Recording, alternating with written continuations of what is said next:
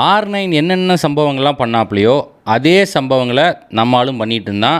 ஒரே வித்தியாசம் என்னென்னா, நம்மால் லெஃப்ட் ஃபுட்டரு. பிரேசிலில் இருக்கிற குப்பத்தில் தான் நம்மால் பிறந்து வளர்ந்துருக்காப்புல. ரொம்ப கஷ்டமான ஏழை குடும்பத்திலிருந்து வந்தாலும் அவங்க அப்பா ஒரு மொரட்டு ஃபுட்பால் ஃபேனுங்கிற காரணத்தினால பையனை எப்படியாவது ஃபுட்பால் பிளேயர் பண்ணிடணும்னு எல்லா காசையும் செலவழிச்சு பையனை கொண்டு போய் அகாடமிலலாம் சேர்த்து விட்டாப்புல.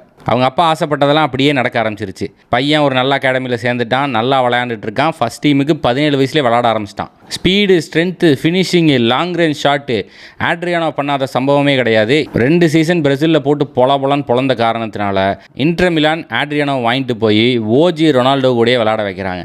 இட்டாலியன் லீக்கில் ஸ்டார்டிங்கில் ஸ்ட்ரகிள் பண்ண காரணத்தினால லோன்லலாம் அனுப்புகிறாங்க ஃபியோரண்டினாக்கு. ஃபியோரண்டினாவில் போய் சிறப்பான பர்ஃபார்மன்ஸ் இதெல்லாம் போட்டதுக்கப்புறம் பார்மாவுக்கு போகிறாப்புல.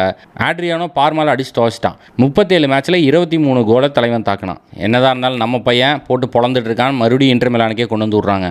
ஆட்ரியானோ வேர்ல்டு ஃபுட்பாலை பொழந்து போட போகிறான்னு எல்லாத்துக்கும் தெரிஞ்சு போச்சு. ஆனால் அப்போ தான் அன்ஃபார்ச்சுனேட்டான ஒரு விஷயம் நடக்குது. அவங்க அப்பா இறந்துடுறாரு. இதுக்கப்புறம் தான் நம்மளோட டவுன்ஃபாலே ஆரம்பிக்குது. அதுக்கப்புறம் தான் ஃபுல் டிப்ரெஷனில் போய் குடியும் குடிச்சு மொரட்டு தண்ணி மாஸ்டர் ஆகி அதுக்கப்புறம் கரியரே நாசமாக போச்சு.